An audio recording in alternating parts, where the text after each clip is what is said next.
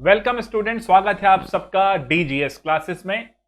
और जैसा हमने अपने फर्स्ट लेक्चर में कुछ बेसिक कॉन्सेप्ट्स के साथ सॉलिड स्टेट को स्टार्ट किया था, आगे बढ़ते हैं। आज का बहुत important topic classification of solids, then we will discuss the crystallography. तो आज के लेक्चर को बड़े ध्यान से देखिएगा, क्योंकि अब आप यहां से सॉलिड के डिफरेंट फ्रेम के अंदर घुस रहे हैं। Then we will talk about crystallography, जो कि एक बहुत इंपॉर्टेंट एस्पेक्ट है और एक इम्पॉर्टेंट क्रूशियल एक इवेंट हुआ साइंस में और केमिस्ट्री की फील्ड में। बट फर्स्ट ऑफ ऑल आइए जरा चलते हैं। सॉलिड्स को हमने बात करी थी कि भाई इन्हें हम ट्रू सॉलिड्स और सूडो सॉलिड्स में डिवाइड कर सकते हैं। ट्रू माने जो सॉलिड की सच्ची विचारधारा के साथ अपने आप को जोड़ पाए, और सूडो यानी जो सिंपली आ जाएं और हम ये कह सकते हैं कि फीचर्स समवॉट सॉलिड जैसे दे रहे हैं, हमें दिख रहे हैं सॉलिड जैसे, लेकिन वाकई में वो सॉलिड नहीं, बहरूपीय हैं। अब ये किस तरीके से है? एक वर्ड आता है बच्चों, क्रिस्टल। कोई चीज बहुत हौच पौच में हो, ऑर्डरली अरेंज ना हो, तो हमें उसको समझने में, हमें उसको देखने में, उसको पहचानने में बड़ी दिक्कत होगी। कहते हो ना, जब मान लो कोई टॉपिक वेल प्लेस हो गया, सीक्वेंस में बैठ गया, क्रिस्टल क्लियर हो गया। क्रिस्टल एक इस तरीके का शब्द जो कहता है प्रॉपर अरेंजमेंट है, और लंबे, अगर स्ट्रक्चर में बात करें तो लंबी दूरी तक है, लॉन्ग रेंज है। अगर आप अपनी बात किसी को समझाते हुए कंक्रीट तरीके से one by one, step by step चलते हैं और you are able to explain the whole thing, तो सॉलिड एक्सप्लेनेशन है, क्रिस्टल क्लियर कॉन्सेप्ट हो जाएगा। अब ये क्रिस्टल वर्ड का मतलब यही होता है। क्रिस्टल का मतलब हुआ पार्टिकल्स एक बढ़िया तरीके से अरेंज हैं, ऑर्डरली अरेंज हैं,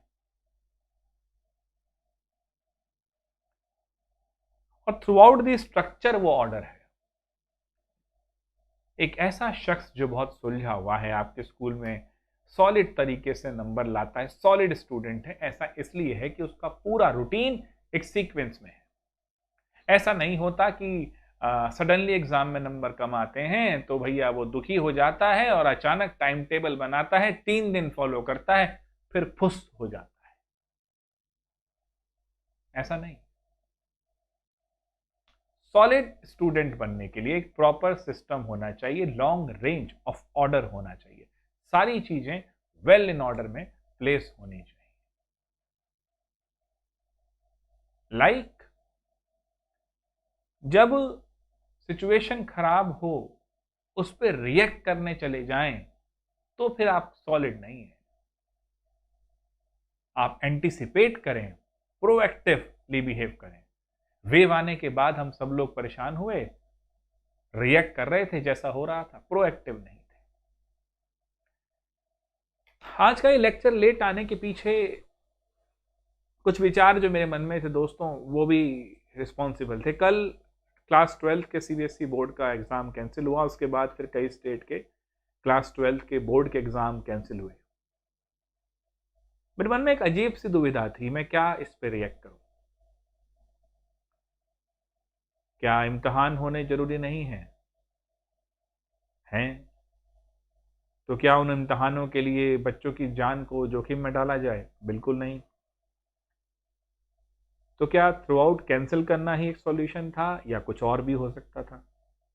ऑनलाइन क्लासेस हो रही हैं तो मे बी हम कुछ और सोचते, और स्कूल लेवल पर जैसे भाई आपकी आंसर शीट जाती है, वैसे ही आपका अगर एक वाइवा ऑनलाइन हो जाए जहां आप टीचर्स के साथ वन बाय वन स्कूल में, may be it's a long process, it will take a whole lot of time, but उसकी रिकॉर्डिंग भी रखी जाए एज अ रिकॉर्ड, कि अगर बच्चा कहे कि नहीं मेरा तो अच्छा गया था और नंबर कम दिए, तो that will be a good choice exam कराने के लिए। तो क्या हम चीज़ों के लिए सॉल्यूशन नहीं ढूंढ सकते? हमें सिरे से खारिज करना ही आएगा? एक तरफ मन में ये विचार, दूसरा मन में विचार था कि लंबे समय से बच्चों से मैं कहता रहा हूं कि सिर्फ इस पेपर में नंबर लाना ही जिंदगी का मकसद नहीं है, ये एक एजेंडा है। मकसद है उन चीजों को अपने अंदर समाहित करना, नॉलेज को अच्छे से अपने अंदर लेकर आना। क्रिस्टलाइन और अमॉर्फस सॉलिड के डिफरेंसेस लाइन मार्कर, इधर 4 डिफरेंस क्रिस्टलाइन के और इधर 4 पॉइंट अमॉर्फस के पेल देना, क्या यही सॉलिड की स्टडी है? या अपने विचारों में सॉलिड को इस तरह समझना कि क्रिस्टल क्या है, एमॉर्फस क्या है, इसके अंदर आइए डीप डाइव लगाते हैं, क्या जरूरी है? क्या ये 4 डिफरेंस डंडा बीच में लाइन मार के लिख देना और 3 में से 2 में से 2 नंबर या 3 में से 3 नंबर ले आना, क्या यही मकसद था सॉलिड स्टेट का, या फॉर से एनी अदर टॉपिक? तो ऐसे कुछ सवाल मेरे मन में है। और जैसा मैंने आपसे कहा था कि इस पूरी सीरीज को स्टार्ट करना, देखो बच्चों, ये कोर्स अब मैं अपने बड़े दिल से स्टार्ट किया है और दिल से लेके चलूंगा, और मैं भी चाहूंगा कि आप दिल से पढ़ें ताकि आपको समझ में आए चीजें हो क्या रही हैं। Solid state, amorphous, crystalline, then will talk about कि लेटिसेस क्या है, ब्रेवाइस लेटिसेस क्या बने, मिलर इंडाइसिस क्या बने, क्या इन इंडाइसिस का, इन लेटिसेस का, इन स्ट्रक्चर्स का, इन क्रिस्टल का, इन ज्योमेट्री का हमारी लाइफ से कोई सरोकार है? आइए देखते हैं। पहले तो सॉलिड को समझते हैं, अमॉर्फस और क्रिस्टलाइन क्या। आज तो बहुत सिंपल छोटा टॉपिक है, अपने विचारों में मैं उलझा रहा तो मैं बहुत लंबा टॉपिक नहीं दे रहा आपको, लेकिन सोचना तो पड़ेगा। तो मेरे माय डियर फ्रेंड, क्रिस्टलाइन यानी एक लॉन्ग रेंज ऑफ ऑर्डर। और अगर एमॉर्फस पे चलते हैं,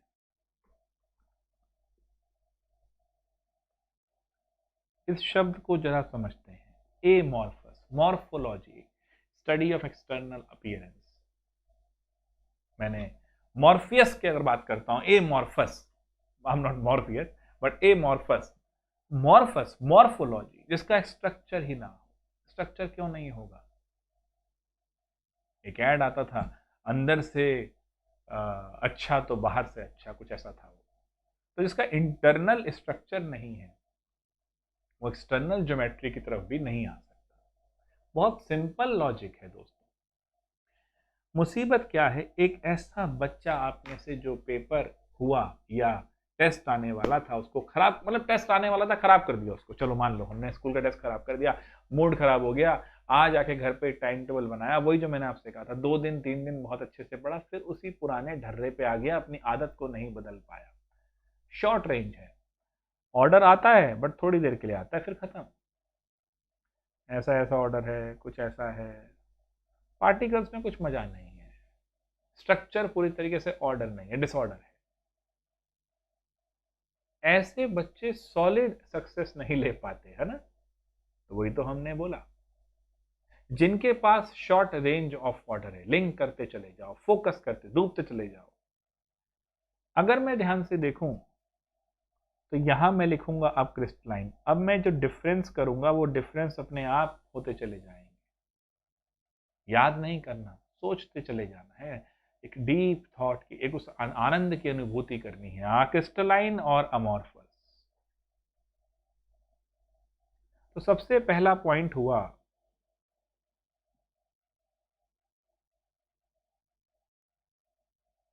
long range of order, and in case of amorphous, short range of order। और जब ऐसा हुआ मेरे दोस्तों, तो अगर हम ध्यान से सोचें, पार्टिकल अगर रेगुलरली अरेंज्ड है ना, जैसे मान लो ऐसे ही पार्टिकल सारे रेगुलरली अरेंज हैं, इसी ऑर्डर में, इसी डिस्टेंस पे सारे हैं, ओए होए मजेदार। और इसमें ऐसा नहीं है, इसमें ऐसे ऐसे कहीं दूर दूर हो गए। अगर मैं इसको शार्प कट करता हूं तो ये 2 हिस्सों में कट जाएगा। जो सूडो सॉलिड है, जिसका कोई स्ट्रक्चर नहीं, कोई ज्योमेट्री नहीं, वो 2 में नहीं टूटेगा, वो चकनाचूर हो जाएगा। शीशा, शीशा हो या दिल हो दोनों ही सूडो सॉलिड है भैया, टूट जाएंगे। शीशा छूटा हाथ से चकनाचूर, दो पार्ट में नहीं हुआ। ग्लास एक सूडो सॉलिड है, सुपर कूल्ड लिक्विड है, सच्चा सॉलिड नहीं है। तो माय डियर फ्रेंड, इनके पास एक शार्प कट आएगा, शार्प अपना हम बोलेंगे क्लीवेज आएगा, sharp cut can be cut into two pieces. इसमें नहीं है, नो शार्प कट।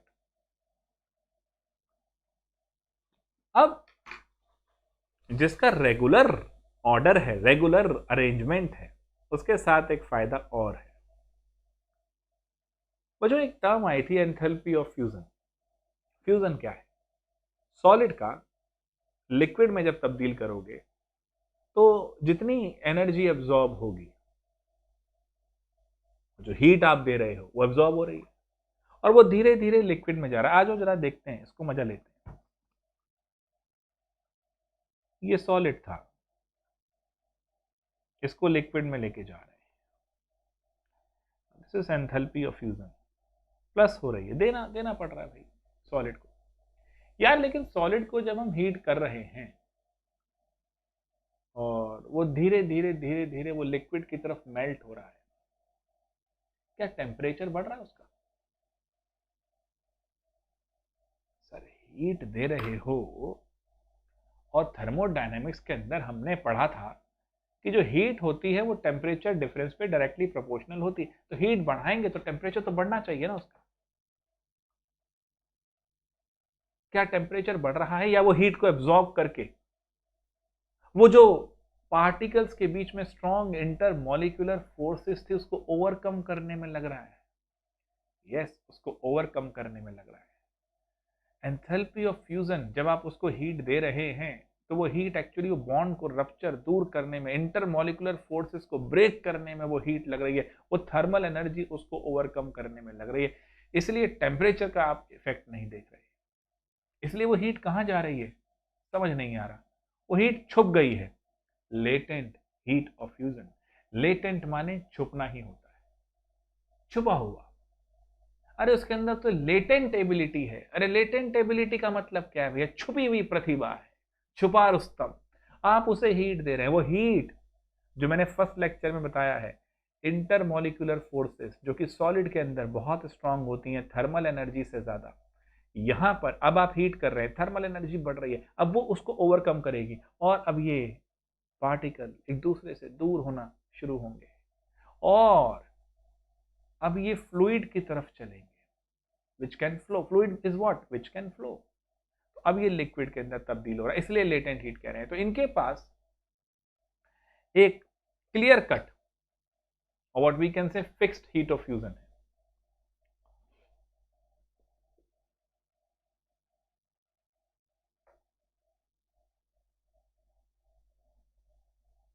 तो शार्प मेल्टिंग पॉइंट है भैया। अमॉर्फस के साथ ऐसा नहीं है। इन्हें आप थोड़ा थोड़ा टेम्परेचर बढ़ाना शुरू करेंगे, पिघलना शुरू हो जाएंगे। देखो सॉलिड बड़ा तेज है, क्रिस्टलाइन सॉलिड बड़ा तेज है। अगर वो 100 डिग्री पर मेल्ट होता है तो 99.9 तक मेल्ट नहीं होगा। सख्त लौंडा है ना, नहीं होगा, नहीं पिघलेगा। यानी अगर मेरा सपना है कि मैं वो सारी नॉलेज लेकर अपने आप को एक स्ट्रॉन्ग इंजीनियर डॉक्टर बनाऊंगा, अपने आप को एक स्ट्रॉन्ग रिसर्च साइंटिस्ट बनाऊंगा, तो ये राह में पढ़ने वाले छोटे मोटे हम कहें जो इंटरेस्ट होंगे, अच्छा गाना या बढ़िया बाहर घूमना, ये for that period of time मेरे लक्ष्य को, मुझे उसे दूर नहीं कर पाएंगे। शार्प 99.9 तक भी ये नहीं पिघलते, 100 आएगा तभी अपनी फेस को ट्रांजिट करेंगे। जो ढीले हैं यानी जो अमॉर्फस है, अरे भैया वो जरा सी हीट दो पिघलना शुरू। तो they soften, they get soften over a range of temperature.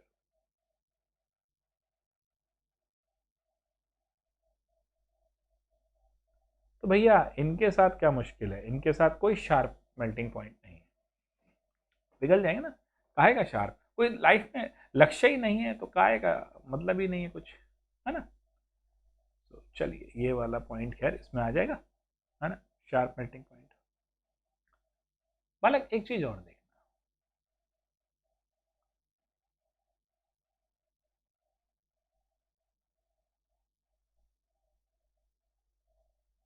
बिल्कुल बैक टू बैक ये पार्टिकल होंगे क्रिस्टलाइन में।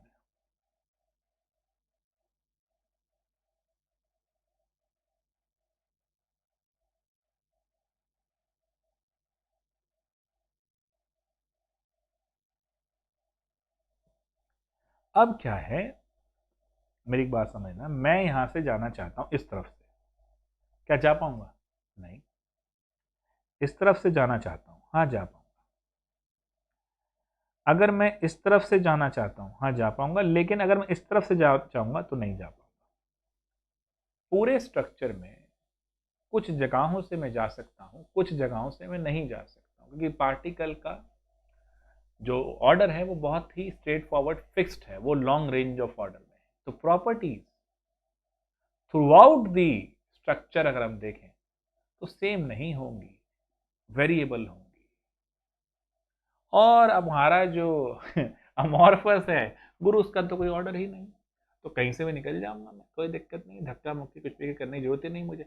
यानी properties through out the structure same है। अभी आपने चीज पढ़ते हो आइसो, तो हमारा आइसो माने सेम, आइसो पोटेंशियल क्या होता है, through out the surface, physics में पढ़ते हो ना, पोटेंशियल सेम रहे। तो यहां पर इसको बोल देंगे आइसोट्रॉपिक, और क्योंकि क्रिस्टलाइन में प्रॉपर्टीज डिफरेंट रहेंगी तो अनआइसोट्रॉपिक। अब चलते हैं जरा एनसीईआरटी की तरफ। अच्छा जी, यही खुला हुआ है लास्ट वीडियो की रिकॉर्डिंग से। अमorphous and crystalline solids. Solids can be defined or can be classified as crystalline or amorphous on the basis of the nature of order present in the arrangement of their constituent particles.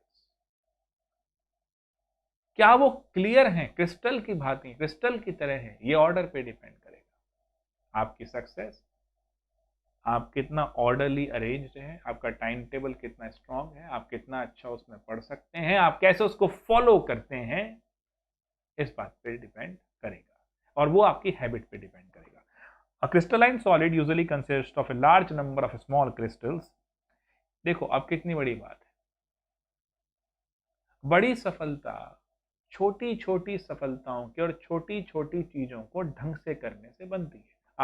Army के एक बड़े officer का मैं कोई lecture कभी शायद पढ़ रहा था या सुन रहा था, I don't remember exactly, but उन्होंने कहा था कि जूते का चमकदार होना, शाइन करते रहना, ये इतना जरूरी क्यों है एक आर्मी ऑफिसर के लिए? क्योंकि वो छोटी छोटी बातें, वो छोटे छोटे कदम ताल को एकदम से रेगुलरली एक सिस्टम के थ्रू होना, वो छोटी छोटी बातें एक बड़ी पर्सनैलिटी को निखारती हैं। सुबह उठ के मैंने अगर अपना बेड लगा दिया है ढंग से, तो बहुत छोटी सी बात है, बट ये मुझे अब ऑर्डरली चीजों को करने सिखाती है। बच्चों, मैं भी अपने स्कूल डेज में आता था, बैग एक तरफ रख दिया और जूते फेंक दिए। मम्मी हमेशा कहती हैं, आज भी हम कभी घर में ऐसा करते हैं कि भाई वो चीज़ ऐसे जो जिसकी जगह है वहां रखो, हम नहीं रखते। एक बार मैंने अपने एक बहुत अच्छे पढ़ने वाले दोस्त के कमरे को देखा तो बहुत रेगुलरली अरेंज था वो, और उसके रूम में जाके लगा मुझे कि भाई ये तो कोई तपोस्थली है, मतलब अलग ही चीज़ है, अलग ही जगह है। देन आई रियलाइज की चीज़ें अगर व्यवस्थित होंगी तो मेरी लाइफ भी व्यवस्थित होगी और मेरा सिस्टम भी व्यवस्थित होगा। अनफॉर्चुनेटली मैं आजकल बच्चों आप सबके अंदर देखता हूँ, कुछ वर्ड्स हम लोगों ने अपने मन में बना लिए हैं। हम टीनेज को अच्छे से समझने लग गए कि टीनेज क्या होती है, डिप्रेशन क्या होता है। देखो, इन चीज़ों से थोड़ा लड़ना होगा अपने आप, इनको एक्सक्यूज बना के नहीं बैठना होगा, और सबसे पहले चीज़ों को ऑर्डरली करना शुरू करो। सॉलिड स्टेट हमें कितनी अच्छी भाषा दे रहा है, अगर ऑर्डरली रहेगा। कितना इंपॉर्टेंट लाइन है, एक एक लाइन में जीवन का सार छुपा हुआ है कि that a crystalline solid usually consist of a large number of small crystals. अब मैं इससे ज्यादा क्या कहूं, बड़ी सफलता छोटी छोटी सफलताओं से मिलकर बनेगी। Each of them having a definite characteristic geometrical shape, सबकी अपनी ज्योमेट्रिकल शेप वेल डिफाइन है। The arrangement of constituent particles, atoms, molecule and ions. Atom, molecule and ion, AMI या एआईएम कर लो, एम कह सकते हो इसको, यही कॉन्स्टिट्यूएंट पार्टिकल्स होते हैं। मैंने पहले भी अपनी क्लास में ये बताया। In a crystal is odd and repetitive in 3 dimension. Look at this. Repetitive. Order है और repetitive है। Regularly एक सिस्टम बनाया हुआ है और पढ़ रहे हैं, लगातार उसको रिपीट कर रहे हैं, तो वो हैबिट बनेगा और सॉलिड हैबिट बनेगा।